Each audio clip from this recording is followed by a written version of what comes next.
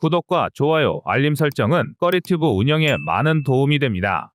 먼저 사과 말씀부터 드리겠습니다. 지난번 업로드한 GFP 랭킹 영상이 시청자님들께 많은 혼란을 드렸습니다. 아무래도 분량상 자세한 설명보다 순위에 집중하다 보니 이런 불상사가 생긴 것 같은데요. 확실히 언뜻 보기에 GFP 랭킹에는 이해되지 않는 부분이 많습니다. 가장 먼저 러시아가 여전히 세계 군사력 순위에서 2위를 차지한다는 게 그렇고, 세계 최강의 군사력을 지녔다는 미국이 육군력과 해군력에서 1위가 아니라는 것도 말이 안 됩니다. 이뿐만이 아닙니다. 대한민국의 경우는 더욱 심각한데요. GFP 랭킹에 따르면 전차 보유량에 따른 대한민국의 육군력은 무려 9위입니다. 대한민국 국민으로서 다른 건 몰라도 지상 화력이 9위에 불과하다는 건 정말 자존심 상하는데요. 실제로 많은 분이 대한민국이 종합 순위에서 5위를 차지하며 미국과 함께 서방 사회의 투탑에 진입했다는 것보다 대한민국 육군력이 9위라는 걸 더 놀라워하십니다. 도무지 믿을 수가 없기 때문인데요. 맞는 말씀입니다. 아무리 대한민국 군사력의 상징인 포병을 제외하고 오직 전차로만 따진다고 하더라도 대한민국은 전 세계에서 1위에서 3위를 논할 수준이지 9위급은 절대 아닙니다. 그런데 왜 GFP 랭킹에서는 이런 말도 안 되는 순위가 나온 걸까요? 그래서 준비했습니다. 오늘은 지난 영상에 가장 대표적인 질문 2가지를 뽑아 GFP 랭킹을 완벽 해부해 드리겠습니다. 가장 큰 논란은 아무래도 이것입니다. 도대체 어떻게 대한민국 육군력이 9위밖에 안 되냐는 겁니다. 먼저 지난 영상에서도 말씀드렸지만 여기서 말하는 육군력은 단순 전차의 보유량만으로 상정한 숫자입니다. 즉 대한민국 지상군의 상징과도 같은 포병은 완전히 배제된 수치인데요. 그렇다 보니 당연히 대한민국 순위가 비교적 낮게 나올 수밖에 없습니다. 그러나 아무리 이를 감안한다 하더라도 납득이 가지 않는 건 맞습니다. 도대체 어떤 나라길래 대한민국보다 순위가 높은 걸까요? 힌트는 계속 언급한 전차 비축분의 총량에 있습니다. 심지어 여기서 말하는 전차는 주력 전차 MBT는 물론 중국 15식 경전차부터 105mm 저압 강선포를 탑재한 프랑스의 AMX-10RC 화력지원 장갑차까지 모두 포함되어 있습니다. 2024년 현재 보유 중이고 일단 대구경포만 달려있다면 죄다 전차로 물량을 잡은 셈입니다. 이는 장갑차와 경전차, MBT의 구분법 때문에 발생한 상황인데요. 우선 이에 대한 이야기는 다음에 따로 기회가 되면 풀어보도록 하겠습니다. 어찌되었든 지금 당장은 GFP 랭킹에 경전차급 장갑차 물량까지 전부 포함되었다는 사실만 알고 계시면 되는데요. 이 탓에 아무리 육군력이라면 남부럽지 않은 대한민국이라 할지라도 통계 범위가 워낙 넓다 보니 물량에서 한 수 접을 수밖에 없습니다. 일례로 대한민국보다 보유한 전차 물량이 많은 나라는 1위부터 차례로 러시아, 북한, 이집트, 중국, 미국, 인도, 파키스탄, 시리아 순입니다. 러시아가 왜 1위인지는 다음 질문에서 얘기해 보도록 하고, 왜 북한이 2위나 되는지 의문일 겁니다. 심지어 중국, 미국까지 북한 아래인데요. 정답은 문제에 있습니다. 사실 이 의문만 해소해도 왜 대한민국이 파키스탄, 시리아 같은 나라보다 순위가 낮게 나온 건지 이해할 수 있으실 겁니다. 바로 질을 고려하지 않은 채 물량만 계산했기 때문입니다. 보유할 수 있는 물량의 한계가 있다 보니 질적 우위를 중요시 여기는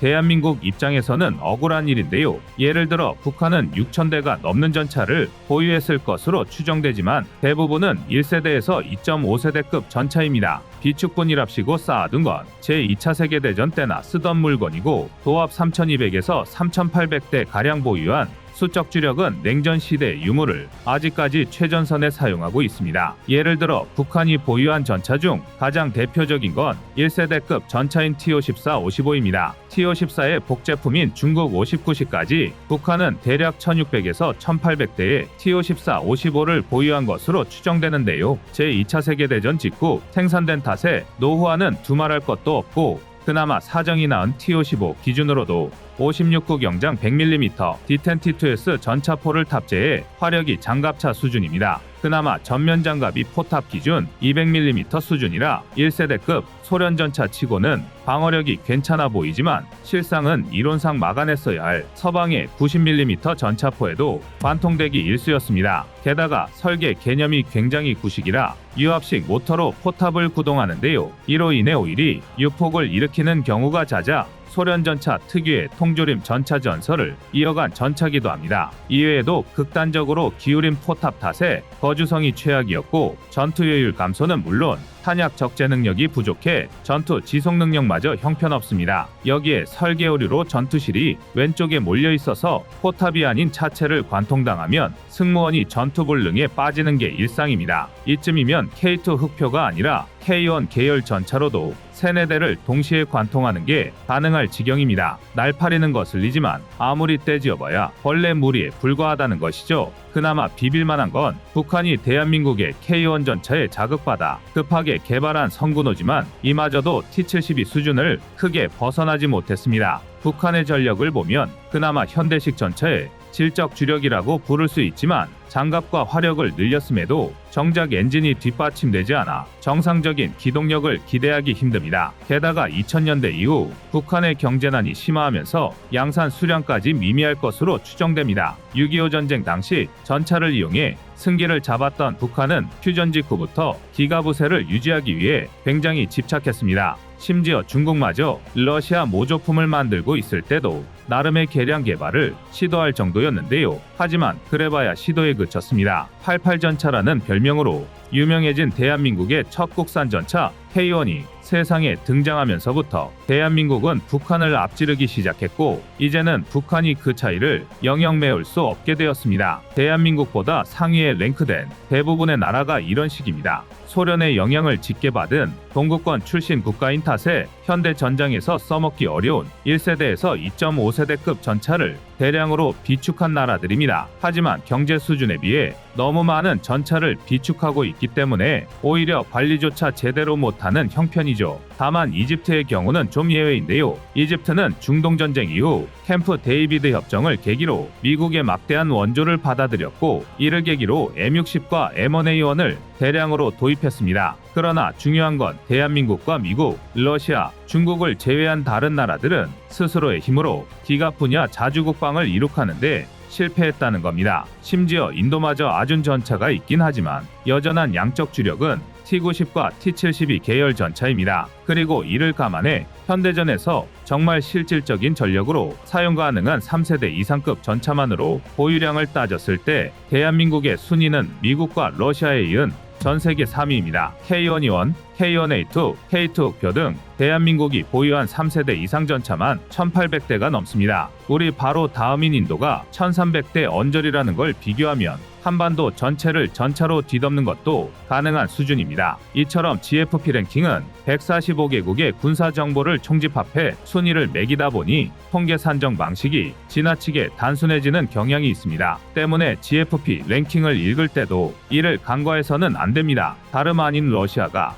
전체 순위 2위라는 것입니다. 미 해군력이 4위에 기록된 것도 이와 비슷한 이치입니다. GFP는 해군력 역시 질이 아닌 전투함정의 총량으로 비교합니다. 종합적인 군사력 순위는 60개 이상의 항목을 비교하지만 특정 한 가지 군사 분야는 변수가 너무 많다 보니 다소 간소화하는 경향이 있습니다. 이른바 통계의 오류인데요. 그래도 해군력은 육군력과 달리 함정의 크기, 보유 수량이 중요하기 때문에 비교적 정확도가 높습니다. 일례로 미국보다 해군력 순위에서 앞선 건 1위부터 러시아, 중국, 북한 순입니다. 당장 북한부터 미국 위에 있다는 게 말이 안 되는데요. 아닌 게 아니라 북한이 보유한 구축함, 호위함급 함정은 전부 합쳐봐야 18척 내외입니다. 북한이 보유한 해상전력은 대부분 미사일 고속함, 어뢰정, 고속정 같은 연안경비 수준의 함정입니다. 유지비가 많이 드는 대형 함정보다 다수의 소형 함정을 보유하는 게 유리하기 때문입니다. 게다가 북한은 지리적 특성상 동해와 서해에 직접 왕래가 불가능하기 때문에 입체적인 함대 운용이 불가능합니다. 따라서 해군력에 투자하는 대신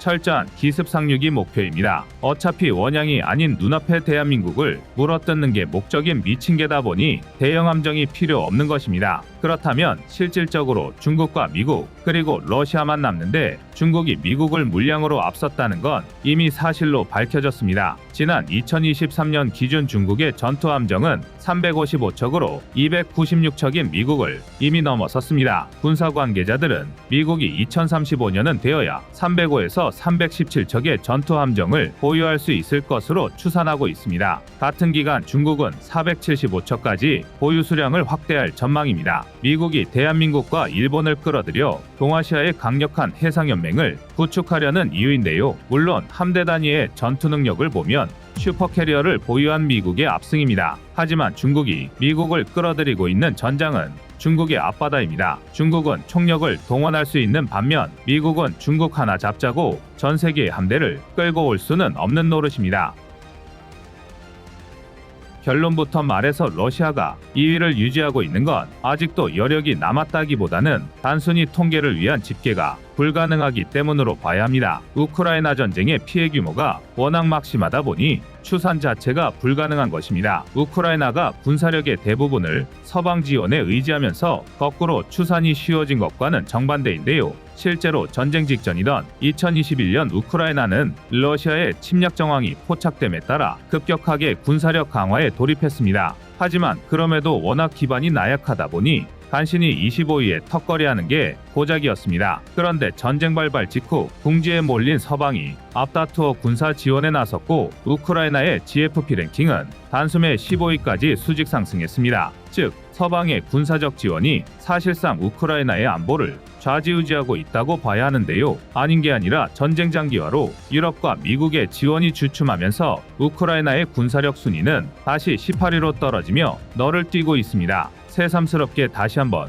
자주국방의 중요성을 되새기게 되는데요. 반면 러시아는 애초에 군사대국이었던 데다 정보를 극단적으로 제한하고 있기 때문에 추산이 힘듭니다. 물론 우크라이나와 서방의 전과 발표는 있지만 러시아 자신들조차 제대로 파악하지 못하는 비축물자까지 감안하면 서방의 발표가 얼마나 실제값에 근접한지 장담할 수 없습니다. 이 때문에 GFP 역시 러시아의 순위 조정을 잠시 미뤄두었다고 해석해야 합니다. 이처럼 GFP 랭킹에는 맹점이 많습니다. 때에 따라서는 반드시 해석이 필요한 경우도 있는데요. 그리고 결정적으로 GFP 랭킹은 어디까지나 통계에 불과하며 100% 믿을 수 없습니다. 쉽게 말해 순위의 높낮이가 전쟁의 승패를 결정짓는 게 아니라는 것입니다. 이 중 대표적인 게 바로 의지력입니다. 당연히 현대전에서 근성 같은 걸 논하는 게 아닙니다. 하지만 항전이지는 여전히 통계나 순위로 감히 점수를 매길 수 없는 가장 강력한 무기입니다. 우리는 우크라이나 전쟁을 통해 국민의 저항 의지가 얼마나 중요한지 되새길 수 있었습니다. GFP 순위대로라면 정말 3일 만에 우크라이나는 러시아에 박살났어야 맞습니다. 그러나 700일이 넘는 시간 동안 우크라이나는 백중세를 이어가고 있습니다. 불의에 저항하고 지배받지 않겠다는 우크라이나 국민의 의지가 아니었다면 불가능했을 일입니다. 그리고 대한민국 역시 이를 잊어서는 안 될 것입니다. 여러분의 구독과 좋아요가 꺼리튜브 운영에 많은 힘이 됩니다.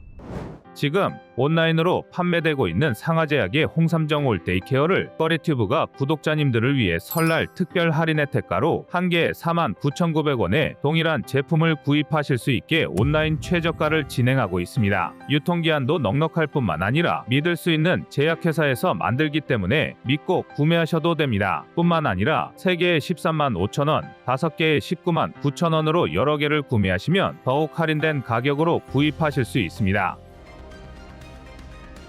10위권 이내를 기준으로 했을 때 2024년 순위는 하위권 싸움이 매우 치열했습니다. 당연히 이에 따른 엄청난 순위 변동도 있었는데요. 지난 2023년에 이어 2024년 올해에도 이탈리아는 10위를 유지했지만 9위였던 프랑스가 2계단이나 떨어져 11위에 선정되었습니다. 프랑스는 2022년까지 7위를 지켜내고 있었지만 고작 2년 만에 아예 10위권 밖으로 추락하고 말았는데요. 먼저 이탈리아는 0.1863점을 받았습니다. 상비 병력은 16만 5,500명 선이지만 국가원병대와 세무경대까지 포함하면 34만 명 선을 유지하고 있다고 봐야 합니다. 이탈리아는 전통적인 해상 강국답게 스페인 해군과 함께 유럽 최대의 해상 전력을 보유하고 있는데요. 전투함정을 중심으로 한 해군 순위로만 따졌을 때 세계 7위로 만재 3만 톤의 폰테디 카보우르급 경항공모함 한 척, 13,850톤의 주세페 가리발디급 경항공모함 한 척을 보유하고 있기도 합니다. 배수량 자체는 작지만 폰테디 카보우르급 기준으로 20에서 30기의 함재기를 운용할 수 있는 항공모함을 보유했다는 게 큰 플러스 요인입니다. 전술기 보유 수량을 반영한 공군력 역시 13위로 꽤 나쁘지 않은데요. F-35A만 17대를 운용하고 있으며 43대를 추가로 도입할 예정입니다. 다만 유지보수 비용이 웬만한 첨단 전투기급인 유로파이터 타이푼과 1979년 배치를 시작한 파나비아 토네이도 IDS가 수적 주력이라는 게 단점인데요. 중국, 러시아와 비교하면 이제 와서 타이푼의 성능은 너무 떨어지고 토네이도는 지나치게 구식 기종입니다. 유럽 내에서라면 큰 문제가 없겠지만 중국, 러시아와 비교하면 한참은 부족합니다. 다만 이탈리아의 지정학적 위치를 보면 이를 크게 걱정할 필요도 없는 게 사실인데요. 이는 육군력에서 매우 잘 드러납니다. 이탈리아의 육군력 순위는 저 및 62위에 불과합니다. GFP는 지상 전투력을 세대 구분 없이 전차 보유량을 기준으로 삼기 때문인데요. 이탈리아는 3세대급 전차인 C1 아리에테를 자체 개발했지만 레오파르트2에 밀려 자국군이 운용하는 200대를 제외하면 추가 생산을 하지 못했습니다. 대신 대량의 장갑차로 이 빈자리를 대체했는데요. 길쭉한 반도국가로서 유럽보다 아프리카 대륙의 중동국들과 부딪힐 일이 더 많은 이탈리아를 생각하면 나름 합리적인 판단입니다. 의외인 곳은 프랑스입니다. 프랑스는 0.1878점을 받았는데요. 상비군은 약 20만 5천 명으로 공군력은 12, 해군력은 26위, 육군력 53위에 올랐습니다. 프랑스는 미국과 독일의 방위 산업에 상당 부분 의존하는 다른 유럽 국가들과 다르게 자체적인 무장을 선택한 방산 강국 중 하나인데요. 해군과 공군 역시 42,500톤 규모의 샤를드골급 항공모함을 보유했으며 함재기로 라파렘을 운용하고 있습니다. 전시 상황에서 자국산 무기를 운용할 수 있고 이를 위한 인프라가 갖춰져 있다는 것만 해도 큰 장점인데요. 육군 역시 400대 남짓의 르클레르를 운용하고 있는 강국입니다. 그럼에도 불구하고 프랑스의 군사력이 약해지고 있는 이유는 크게 두 가지인데요. 첫 번째는 우크라이나 전쟁입니다. 이로 인한 여파는 비단 프랑스뿐만 아니라 유럽 전역에서 나타나고 있습니다. 유럽은 우크라이나에 대한 경제 지원만 이미 70조 원 이상을 약속한 상태입니다. 그리고 이 중에서도 프랑스는 유럽연합이 거두로서 필요한 만큼 계속 지원 입장을 밝혔는데요. 문제는 프랑스가 내부적으로 난민 문제와 경제 불황이 잇따라 폭발하면서 지독한 홍역을 앓고 있다는 것입니다. 이게 바로 두 번째 이유인데요.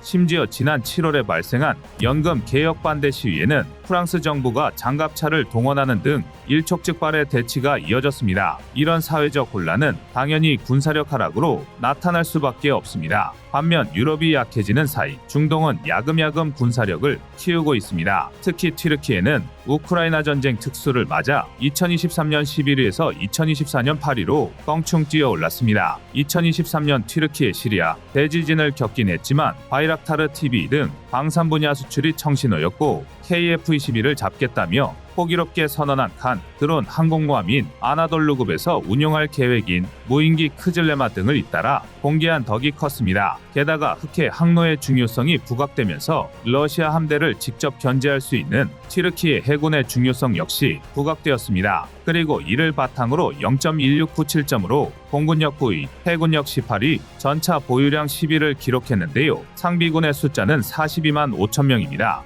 9위 파키스탄 역시 비슷한 사례입니다. 파키스탄은 0.1711점으로 공군력 7위, 해군력 32위, 전차 보유량에 따른 육군력 7위를 기록했는데요. 상비군의 숫자가 65만 3천 명으로 상당한 대규모 군대인 게 특징입니다. 강대국인 인도에 맞서 카슈미르 지역 국경 분쟁을 일으키고 있는 만큼 중국을 끌어들여 폭발적으로 군사력을 강화했습니다.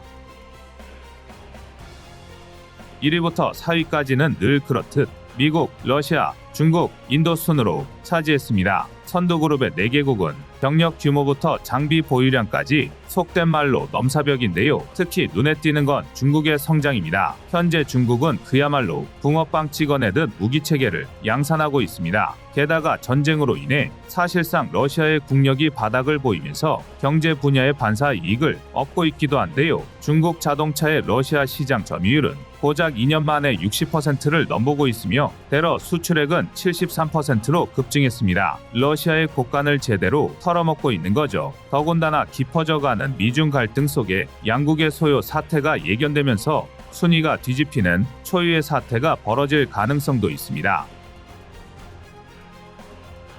하지만 이번 GFP 발표에 가장 큰 이변이 일어난 곳은 바로 대한민국입니다. 지난해 5위였던 영국을 제치고 0.1416점으로 5위를 차지했습니다. 게다가 2년 연속 0.1601점을 받은 일본을 크게 따돌리기까지 했는데요. 인구 절벽에 직격탄을 맞으면서 병력 규모는 감소세지만 배려 병력 차원이 가장 많이 필요한 해군력에서는 4단계나 상승해 15위에 올랐습니다. AI 기반 자동화 시스템을 구축하면서 병력 의존도를 크게 줄였기 때문으로 해석할 수 있는데요. 여기에 더해 장보고 3 배치원, 도산한 창호급에 이어 암모함까지 전력화에 성공적으로 취역했고, 여기에 더해 만재만 2,000톤 규모의 규격의 이지스 구축함 정조대왕함까지 전력화를 눈앞에 두면서 대양해군의 밑그림을 완성했습니다. 이뿐만이 아닙니다. 공군력은 사실상 전쟁 상황이라 전력 측정이 무의미한 러시아를 제외하면 미국, 중국, 인도에 이어 역시 5위를 기록했습니다. 긴 인고의 시간을 견디고 이제야 빛을 보기 시작한 FA-50의 비상이 주요했다고 보이는데요.